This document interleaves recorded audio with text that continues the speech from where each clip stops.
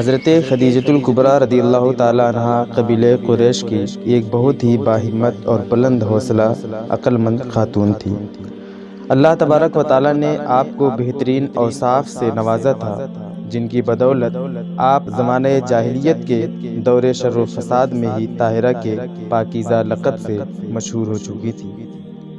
آپ کی اعلیٰ صفات اور اعزازات کا ذکر کرتے ہوئے آپ کی سہیلی حضرت نفیسہ بنت منیہ رضی اللہ تعالی عنہا فرماتی ہیں کہ حضرت خدیجۃ الکبریٰ دور اندیش، سلیقہ شعار، پریشانیوں اور مصیبتوں کے مقابلے میں بہت بلند حوصلہ اور ہمت رکھنے والی اور معزز خاتون تھی۔ ساتھ ہی اللہ تبارک و تعالیٰ نے آپ کو عزت و شرف اور خیر و بھلائی سے بھی خوب نوازا تھا۔ آپ قریش میں اعلیٰ نسب رکھنے والی بہت ہی بلند رتبہ اور سب سے زیادہ مالدار خاتون تھیں۔ آپ کا نام خدیجہ، والد کا نام خویلد ہے اور والدہ کا نام فاطمہ ہے۔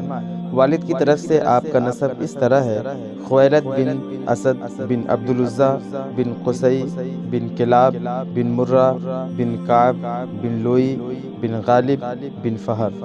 اور والدہ کی طرف سے نسب یہ ہے: فاطمہ بنت زائدہ بن اسم بن ہرم بن رواحہ بن حجر بن عبد بن معیس بن عامر بن لوئی بن غالب بن فہر۔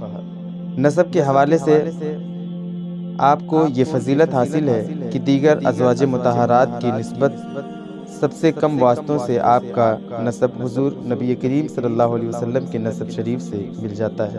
آپ کے نسب کے حضور اقدس صلی اللہ علیہ وسلم کے نسب شریف کے ساتھ ملنے میں صرف 3 واسطے پائے جاتے ہیں، جس میں سے نمبر 1 خویلد، نمبر 2 اسد، نمبر 3 عبدالعزیٰ۔ چوتھے جد امجد حضرت قصی میں آپ کا نسب حضور کے نسب سے ملتا ہے، جو میرے آقا علیہ الصلوۃ والتسلیم کے 5ویں جد محترم ہے، جبکہ ام المومنین حضرت سیدتنا ام حبیبہ کے نسب کے پیارے آقا علیہ الصلوۃ والسلام کے نسب کے ساتھ ملنے میں واسطے زیادہ ہیں، اور وہ تقریباً 4 واسطے ہیں: نمبر 1 ابو سفیان، نمبر 2 حرب، نمبر 3 امیہ، نمبر 4 عبد شمس۔ لیکن سب سے قریب عبد مناف میں ملتا ہے، جو پیارے آقا علیہ الصلوۃ والسلام کے 4تھے اور حضرت ام حبیبہ کے 5ویں جد محترم ہے۔ آپ کی کنیت ام القاسم اور ام ہند ہے۔ القابات آپ کے بہت ہیں، جن میں سے چند آپ سماعت کریں۔ سب سے مشہور لقب الکبریٰ ہے۔ یہ آپ کے نام کے ساتھ بولا جاتا ہے اور اس کثرت سے بولا جاتا ہے کہ گویا نام ہی کا حصہ ہے۔ اور ایک مشہور لقب طاہرہ ہے کہ زمانہ جاہلیت میں آپ کو طاہرہ کہہ کر پکارا جاتا تھا۔ یہ آپ کی خصوصیت بھی ہے۔ یہ ایک لقب سیدہ قریش بھی ہے کہ بعض روایات کے مطابق زمانہ جاہلیت میں آپ کے لیے بولا جاتا تھا۔ یہ ایک لقب صدیقہ ہے۔ روایت میں ہے کہ میرے آقا علیہ الصلوۃ والسلام نے ارشاد فرمایا: ھذہ صدیقۃ امتی، یعنی یہ میری امت کی صدیقہ ہیں۔ 2 مرتبہ آپ کی شادی ہو چکی تھی۔ پہلے ابو حالہ بن زرارہ تمیمی سے ہوئی، اس کے فوت ہو جانے کے بعد عتیق بن عابد مخزومی سے۔ جب یہ بھی وفات پا گیا تو کئی رؤسائے قریش نے آپ کو شادی کے لیے پیغام دیا، لیکن آپ نے انکار فرما دیا اور کسی کا بھی پیغام قبول نہ کیا۔ چنانچہ اب اکیلے ہی اپنی اولاد کے ساتھ زندگی کے روز و شب گزار رہی تھی۔ حضرت نفیسہ فرماتی ہیں کہ قوم کے تمام افراد آپ سے نکاح کی خواہش رکھتے تھے کہ وہ کاش وہ اس کی قدرت رکھتے، وہ آپ کو شادی کی درخواست کر چکے تھے اور اس مقصد کے لیے آپ کو مال و زر بھی پیش کیے تھے۔ حضرت سیدتنا خدیجۃ الکبریٰ بہت ہی زیادہ مالدار خاتون تھیں۔ دیگر قریشیوں کی طرح آپ بھی تجارت کیا کرتی تھیں۔ عام لوگوں کی نسبت آپ کا سامان بہت زیادہ ہوتا تھا۔ روایت میں ہے کہ صرف آپ کے مال تجارت سے لدے اونٹ عام قریشیوں کے اونٹوں کے برابر ہوتے تھے۔ آپ لوگوں کو مزدور بھی رکھتی تھیں اور مزاربت کے طور پر بھی مال دیا کرتی تھی۔ چنانچہ ہر تاجر کی طرح آپ کو بھی ایسے ذی شعور، سمجھدار، ہوشیار، باصلاحیت اور سلیقہ مند افراد کی ضرورت رہتی ہوگی، جو امین اور دیانتدار بھی ہوں۔ ادھر میرے آقا علیہ الصلوۃ والسلام کے حسن اخلاق، راست بازی، ایمانداری اور دیانتداری کا شہرہ ہر خاص و عام کی زبان پر تھا۔ آپ اپنے غیر معمولی اخلاق و معاشرتی اوصاف کی بنا پر اخلاقی پستی کے اس دور جاہلیت میں ہی امین کہہ کر پکارے جانے لگے تھے، اگرچہ آپ کی ان صفات عالیہ کی شہرت آپ تک بھی پہنچ چکی تھی، اور اس وجہ سے آپ حضور اقدس کو اپنا سامان دے کر تجارتی قافلے کے ساتھ روانہ بھی کرنا چاہتی تھی، لیکن یہ خیال کر کے کہ پتہ نہیں حضور اسے قبول فرمائیں گے بھی یا نہیں، اپنا ارادہ چھوڑ دیا۔ روز و شب گزرتے رہے، یہاں تک کہ میرے آقا علیہ الصلوۃ والسلام کے اعلان نبوت سے تقریباً 15 برس پہلے کا دور آ جاتا ہے۔ گزشتہ برسوں کی طرح اس برس بھی شام کے سفر پر جانے کے لیے اہل عرب کا تجارتی قافلہ تیار ہے۔ تاجر حضرات تیاریوں میں مصروف ہیں۔ اس سال حضور اقدس صلی اللہ علیہ وسلم کے چچا ابو طالب کی مالی حالت بہت کمزور ہے۔ غربت و مفلسی کے ہاتھوں مجبور ہو کر نہ چاہتے ہوئے بھی وہ اپنے بھتیجے حضرت سیدنا محمد مصطفیٰ صلی اللہ علیہ وسلم کو قافلے کے ساتھ بھیجنے کا فیصلہ کرتے ہیں۔ انہوں نے پیارے آقا علیہ الصلوۃ والسلام سے کہا، اے بھتیجے، میں ایسا آدمی ہوں جس کے پاس مال و دولت نہیں، ہمیں سنگین حالات درپیش ہیں، خشک سالی کے برے سال برقرار ہیں، اور ہمارے پاس ساز و سامان ہے نہ ہماری تجارت۔ یہ آپ کی قوم کا قافلہ شام کی طرف روانہ ہونے والا ہے، اور خدیجہ بنت خویلد بھی قوم کے بیشتر افراد کو قافلے میں بھیج رہی ہے، جو اس کے مال سے تجارت کریں گے اور نفع پائیں گے۔ اگر آپ ان کے پاس جائیں اور ان کا مال خود لے جانے کی پیشکش کریں تو مجھے یقین ہے کہ وہ آپ کا انتخاب کرنے میں دیر نہیں کریں گی۔ مزید یہ کہ آپ کو دوسروں پر فضیلت دیں گی، کیونکہ انہیں آپ کی طہارت و پاکیزگی کی خبر پہنچ چکی ہے۔ اگرچہ میں آپ کا شام جانا پسند نہیں کرتا اور آپ کی جان پر یہودیوں کی طرف سے اندیشہ کرتا ہوں، لیکن اب اس کے سوا کوئی چارہ بھی نہیں ہے۔ جب ابو طالب نے آپ علیہ الصلوۃ والسلام کو حضرت خدیجہ کے پاس جا کر خود کو تجارت کے لیے پیش کرنے کا کہا تو آپ نے کسی کے پاس سائل و طالب بن کر جانے کو پسند نہیں فرمایا۔ روایت میں ہے کہ آپ صلی اللہ علیہ وسلم نے جواباً ارشاد فرمایا، شاید کہ وہ خود ہی مجھے اس سلسلے میں بلا بھیجیں۔ اس پر ابو طالب نے کہا، مجھے اندیشہ ہے کہ وہ کسی اور کو منتخب کر لیں گی، اور پھر آپ ایسی چیز کو طلب کریں گے جو منہ پھیر چکی ہوگی۔ حضرت سیدہ خدیجۃ الکبریٰ کو آپ صلی اللہ علیہ وسلم اور ابو طالب کے درمیان ہونے والی بات چیت پہنچ گئی۔ اس سے پہلے آپ رضی اللہ تعالیٰ عنہ کو رسول امین صلی اللہ علیہ وسلم کی راست گوئی، عظیم امانتداری اور محاسن اخلاق کے بارے میں معلوم ہو چکا تھا، اور اسی وجہ سے آپ حضور اقدس کو مال تجارت کے ساتھ روانہ بھی کرنا چاہتی تھی، لیکن پھر فرماتی، پتہ نہیں حضور اس کا ارادہ بھی رکھتے ہیں کہ نہیں۔ ابو طالب اور حضور کے درمیان ہونے والی بات چیت سے انہوں نے آپ کی آمادگی کا اظہار دیکھا تو پھر آپ کو بلا بھیجا اور عرض کیا، آپ کو بلا بھیجنے کی وجہ صرف وہ بات ہے جو مجھے آپ کی سچائی، امانتداری اور محاسن اخلاق کے بارے میں پہنچی ہے۔ اگر آپ میرے مالک کو تجارت کے لیے لے جانے کی پیشکش قبول فرما لیں تو میں آپ کو اس کی نسبت دگنا معاوضہ دوں گی جو آپ کی قوم کے دوسرے لوگوں کو دیتی ہوں۔ رسول کریم صلی اللہ علیہ وسلم نے اسے قبول فرما لیا۔ جب اپنے چچا ابو طالب سے اس کا ذکر کیا تو وہ کہنے لگے، اِنَّ هَٰذَا لَرِزْقٌ سَاقَهُ اللَّهُ إِلَيْكَ، بے شک یہ رزق ہے جو اللہ نے آپ کو عطا فرمایا ہے۔ حضرت سیدتنا خدیجۃ الکبریٰ نے اپنے غلام میسرہ کو حضور کے ساتھ کر دیا تھا اور یہ تاکید کی کہ کسی بات میں آپ صلی اللہ علیہ وسلم کی نافرمانی نہ کرے اور نہ آپ کی رائے سے اختلاف کرے۔ روانگی سے پہلے آپ کے چچاؤں نے قافلے والوں کو آپ صلی اللہ علیہ وسلم پر شفقت کرنے کا کہا۔ بوقت روانگی آپ پر بادل نے سایہ کیا ہوا تھا۔ میرے آقا اور میسرہ سفر کرتے کرتے جب شام پہنچے تو یہاں انہوں نے بصرہ کے بازار میں ایک درخت کے سائے تلے پڑاؤ کیا، اور اس کے قریب ہی ایک عیسائی راہب نستورہ کی عبادت گاہ واقع تھی۔ راہب چونکہ میسرہ کو پہلے سے ہی جانتے تھے، چنانچہ جب انہوں نے میسرہ کو دیکھا تو کہنے لگے، اے میسرہ، یہ اس درخت کے نیچے پڑاؤ کرنے والے شخص کون ہے؟ میسرہ نے کہا، حرم والوں میں سے قریش کے ہی ایک فرد ہیں۔ راہب نے کہا، اس درخت کے سائے میں نبی کے سوا کوئی نہیں ٹھہرا۔ پھر پوچھا، ان کی آنکھوں میں سرخی ہے؟ میسرہ نے کہا، ہاں، اور وہ کبھی ختم نہیں ہوتی۔ اس پر راہب کہنے لگا، یہی ہے، یہی آخری نبی ہے۔ اے کاش میں آپ صلی اللہ علیہ وسلم کو اس وقت پا سکوں جب آپ کو اعلان نبوت کا حکم ہوگا۔ عیسائی راہب کا یہ کلام میسرہ نے اپنے ذہن میں محفوظ کر لیا۔ بازار بصرہ میں آپ نے اپنا سامان بیچا اور واپسی کے لیے خریداری فرمائی۔ اس دوران کسی سامان کے سلسلے میں ایک شخص کے ساتھ آپ کا اختلاف ہو گیا۔ اس نے آپ صلی اللہ علیہ وسلم کو لات و عزیٰ کی قسم کھانے کا کہا، جس کے جواب میں آپ نے ارشاد فرمایا، میں ہرگز ان کی قسم نہیں کھاؤں گا، میں تو جب ان کے پاس سے گزرتا ہوں تب بھی ان کی طرف توجہ نہیں کرتا۔ یہ سن کر اس شخص نے کہا، آپ کی بات حق ہے۔ پھر اس نے میسرہ کو تنہائی میں لے جا کر کہا، اے میسرہ، یہ اس امت کے نبی ہیں، اس ذات کی قسم جس کے قبض قدرت میں میری جان ہے، یہی وہ ہستی ہیں جن کی صفات ہمارے علماء اپنی کتابوں میں پاتے ہیں۔ میسرہ نے یہ بات بھی اپنے ذہن نشین کر لی۔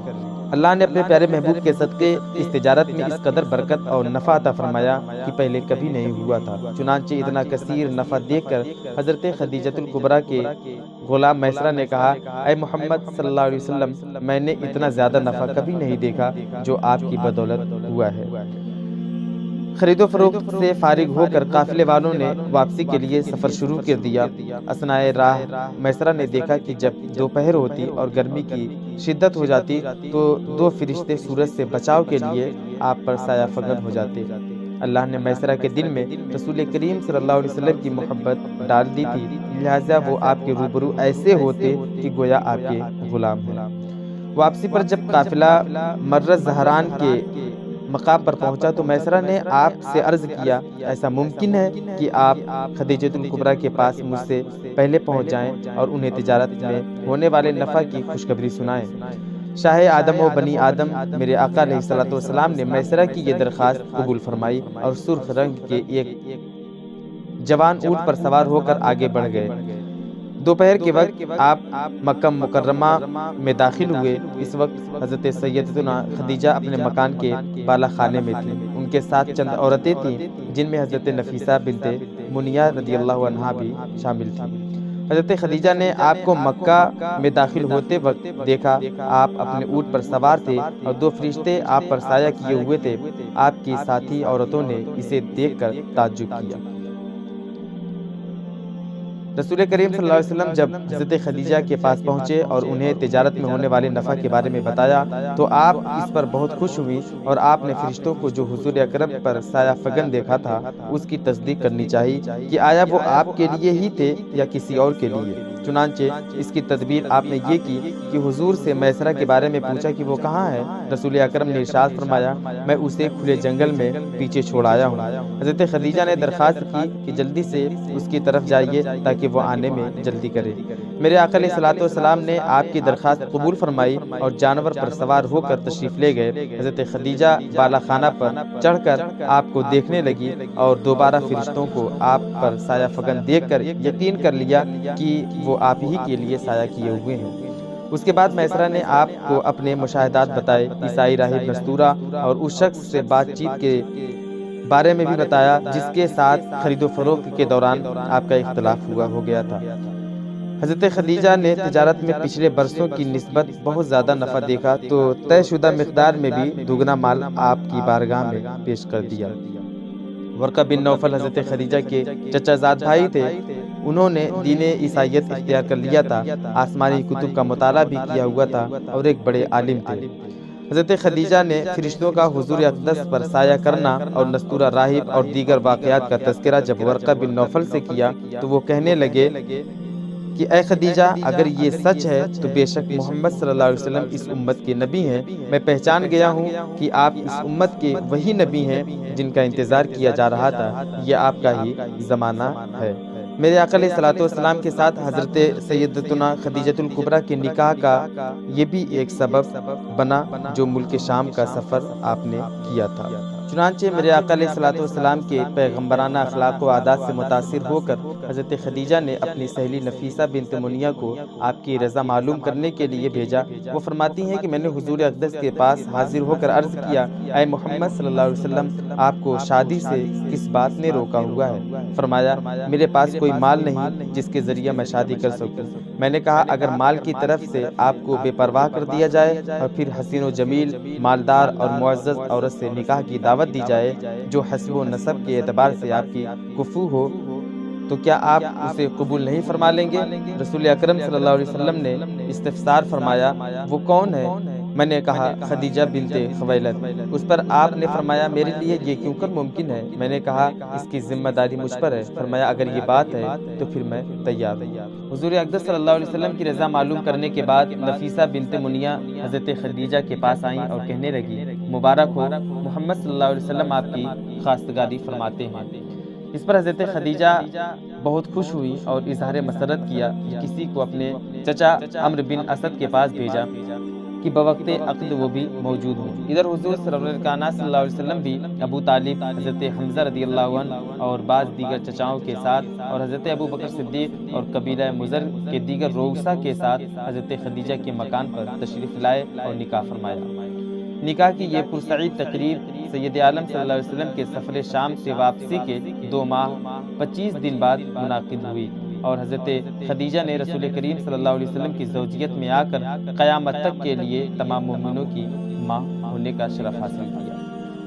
میرے آقا علیہ الصلوۃ والسلام کے ساتھ حضرت خدیجہ کے عقد نکاح کے اس مبارک موقع پر ابو طالب نے بلیغ خطبہ پڑھا جس کے مضمون یہ ہے، سب تعریفیں اللہ تعالیٰ کے لیے جس نے ہمیں حضرت ابراہیم علیہ السلام کے فرزند حضرت اسماعیل کی نسل سے بنایا، ہمیں معد و مضر کی لڑی سے پیدا فرمایا، اپنے گھر کعبہ کا محافظ اور حرم شریف کا متولی بنایا، ہمارے لیے ایسا گھر بنایا جس کا حج کیا جاتا ہے، ایسا حرم بنایا جس میں آنے والا امان میں رہتا ہے، اور ہمیں لوگوں پر حاکم بنایا۔ یقیناً میرا یہ بھتیجا محمد بن عبداللہ ایسا جوان ہے کہ کوئی مرد اس کے ہم پلہ نہیں، یہ سب پر بھاری ہے، مال میں اگرچہ کم ہے لیکن مال ڈھلتی چھاؤں ہے جو ایک سے دوسرے کے پاس منتقل ہوتا رہتا ہے، جبکہ میرا بھتیجا ان اعلیٰ نسب لوگوں میں سے ہے جن کی قرابت داری تم جانتے ہو۔ اس نے خدیجہ بنت خویلد کو نکاح کا پیغام دیا ہے اور میرے مال میں سے اتنا مال نقد اور ادھار بطور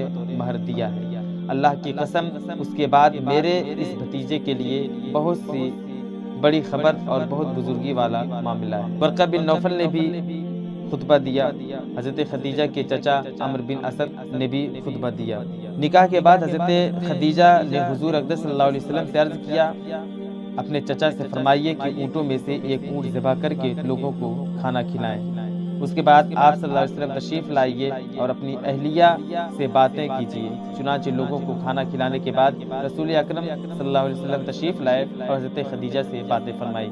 اس سے اللہ تعالیٰ نے اپنے محبوب صلی اللہ علیہ وسلم کی آنکھوں کو ٹھنڈک عطا فرمائی۔ ابو طالب نے اس شادی پر بڑی مسرت کا اظہار کیا اور کہا، الحمدللہ الذی اذھب عنا الکرب ورفع عنا الہموم، سب خوبیاں اس ذات کے لیے جس نے ہم سے مصیبتیں دور فرمائی اور ہم سے غموں کو اٹھا لیا۔ میرے آقا علیہ الصلوۃ والسلام کے اعلان نبوت کا زمانہ قریب آ گیا۔ ظہور نبوت کے قریب خلوت نشینی کی محبت آپ صلی اللہ علیہ وسلم کے قلب اقدس میں ڈال دی گئی، لہٰذا آپ کچھ تھوڑا بہت کھانا اپنے ساتھ لے جا کر مکہ مکرمہ سے چند کلومیٹر کے فاصلے پر واقع جبل نور کے غار حرا میں کئی روز تک خلوت نشین ہو جاتے اور ذکر و فکر میں مشغول رہتے۔ رات و دن اسی طرح بسر ہوتے گئے کہ عام الفیل کے 41ویں سال جبکہ آپ صلی اللہ علیہ وسلم کی عمر مبارک 40 برس ہو چکی تھی، ربیع الاول یا رمضان المبارک کے مہینے میں پہلی وحی نازل ہوئی۔ اس موقع پر حضرت خدیجۃ الکبریٰ نے مثالی کردار ادا کیا۔ میرے آقا کی زوجیت میں آنے سے لے کر آخری دم تک رات دن قدم بقدم آپ صلی اللہ علیہ وسلم کا ساتھ دیا۔ غار حرا میں پہلی وحی نازل ہونے کے بعد جب آپ صلی اللہ علیہ وسلم حضرت خدیجہ کے پاس اس حال میں تشریف لائے کہ آپ کا قلب اقدس کانپ رہا تھا، تب حضرت خدیجہ نے آپ کی خوب حوصلہ افزائی فرمائی اور چنانچہ اس کا تفصیلی واقعہ ام المومنین حضرت سیدتنا عائشہ صدیقہ سے مروی بخاری شریف کی حدیث میں کچھ اس طرح مذکور ہے کہ ام المومنین حضرت سیدتنا عائشہ صدیقہ رضی اللہ تعالیٰ عنہ فرماتی ہیں کہ شروع میں جس وحی کی رسول اللہ صلی اللہ علیہ وسلم پر ابتدا ہوئی وہ سوتے میں سچے خواب تھے کہ آپ جو خواب بھی دیکھتے وہ صبح کے ظہور کی طرح ظاہر ہو جاتا۔ پھر آپ صلی اللہ علیہ وسلم خلوت پسند ہو گئے اور غار حرا میں خلوت فرمانے لگے۔ کاشانہ اقدس لوٹنے سے پہلے آپ وہاں کئی راتیں ٹھہر کے عبادت کرتے اور اس کے لیے کھانے پینے کی چیزیں ساتھ لے جاتے۔ پھر حضرت خدیجہ کے پاس تشریف لاتے اور اتنی ہی چیزیں پھر لے جاتے حتیٰ کہ وہیں آپ پر پہلی وحی نازل ہوئی۔ چنانچہ ایک دن فرشتے نے حاضر ہو کر کہا اقرا پڑھیے، فرمایا ما انا بقاری، میں نہیں پڑھنے والا۔ فرشتے نے آپ کو پکڑا اور پکڑ کر گلے لگا کر خوب زور سے دبایا، پھر چھوڑ دیا اور کہا اقرا پڑھیے۔ آپ صلی اللہ علیہ وسلم نے پھر وہی جواب ارشاد فرمایا کہ میں نہیں پڑھنے والا۔ اس نے دوبارہ گلے لگا کر خوب زور دیا اور پھر عرض کیا کہ پڑھیے۔ آپ نے پھر وہی جواب دیا کہ میں نہیں پڑھنے والا۔ اس نے تیسری بار گلے لگا کر خوب زور سے دبایا، پھر چھوڑ دیا اور کہا اقرا باسم ربک الذی خلق، خلق الانسان من علق، اقرا وربک الاکرم، پڑھو اپنے رب کے نام سے جس نے پیدا کیا آدمی کو خون کی پھٹک سے بنایا، پڑھو اور تمہارا رب ہی سب سے بڑا کریم ہے۔ تاجدار رسالت صلی اللہ علیہ وسلم وہی لے کر اس حالت میں واپس ہوئے کہ قلب اقدس کانپ رہا تھا۔ حضرت خدیجہ کے پاس پہنچ کر فرمایا مجھے چادر اڑاؤ۔ انہوں نے آپ کو چادر اڑا دی، یہاں تک کہ قلب اقدس سے روب کی کیفیت جاتی رہی۔ تو آپ صلی اللہ علیہ وسلم نے حضرت خدیجہ کو سارا واقعہ بتاتے ہوئے فرمایا مجھے اپنی جان کا ڈر ہے۔ حضرت خدیجہ نے کہا ایسا ہرگز نہ ہوگا، بخدا اللہ کی قسم اللہ کبھی آپ کو رسوا نہ کرے گا، کیونکہ آپ صلہ رحمی کرتے ہیں، کمزوروں کا بوجھ اٹھاتے ہیں، محتاجوں کے لیے کماتے ہیں، مہمان کی ضیافت کرتے ہیں اور رائے حق میں مصائب برداشت کرتے ہیں۔ اس کے بعد حضرت سیدتنا خدیجہ آپ صلی اللہ علیہ وسلم کو ورقہ بن نوفل کے پاس لے گئیں، جو حضرت خدیجہ کے چچا زاد بھائی تھے۔ وہ زمانہ جاہلیت میں نصرانی ہو گئے تھے، عبرانی زبان میں کتابت کیا کرتے تھے اور جتنا اللہ کو منظور ہوتا انجیل کو عبرانی زبان میں لکھا کرتے تھے۔ اس وقت عمر رسیدہ اور بینائی سے محروم تھے۔ ان سے حضرت خدیجہ نے کہا اے چچا کے بیٹے، اپنے بھتیجے کی بات سنیے۔ ورقہ بن نوفل نے کہا اے بھتیجے آپ کیا دیکھتے ہیں؟ رسول اللہ صلی اللہ علیہ وسلم نے جو جواب دیا تھا انہیں بتایا۔ رسول کریم صلی اللہ علیہ وسلم نے جو دیکھا تھا انہیں بتایا۔ اس پر ورقہ نے کہا یہ وہی فرشتہ ہے جسے اللہ نے موسیٰ علیہ السلام پر اتارا تھا۔ اے کاش ان دنوں میں جوان ہوتا، اے کاش اس وقت میں زندہ رہتا جب آپ کی قوم آپ کو نکالے گی۔ رسول کریم صلی اللہ علیہ وسلم نے دریافت فرمایا کیا میری قوم مجھے نکالے گی؟ کہا ہاں، جب بھی کوئی شخص یہ چیز لے کر آیا جیسی آپ لائے ہیں تو اس سے دشمنی کی گئی۔ اگر مجھے آپ کا وہ زمانہ نصیب ہوا تو آپ کی بھرپور مدد کروں گا۔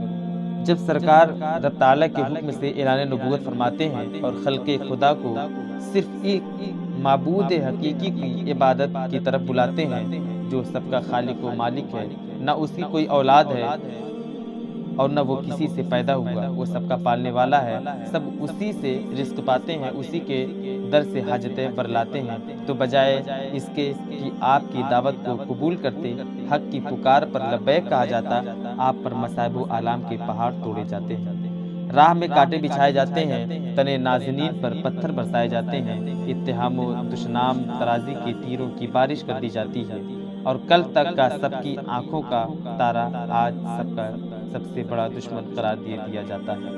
ایسے نازک اور خوفناک اور کٹھن مرحلے میں جو ہستیاں حق کی پکار پر لبیک کہتے ہوئے سب سے پہلے آپ کی دعوت حق کو قبول کرنے کی سعادت سے سرفراز ہوئی، یا ایھا الذین آمنو کی پکار کی سب سے پہلے حقدار قرار پائیں، ان میں ایک نمایاں نام مجسمہ حسن اخلاق، پاکیزہ سیرت و بلند کردار، فہم و فراست اور عقل و دانش سے سرشار، جود و سخا کی پیکر، صدق و وفا کی خوگر حضرت خدیجۃ الکبریٰ رضی اللہ تعالی عنہا کا ہے۔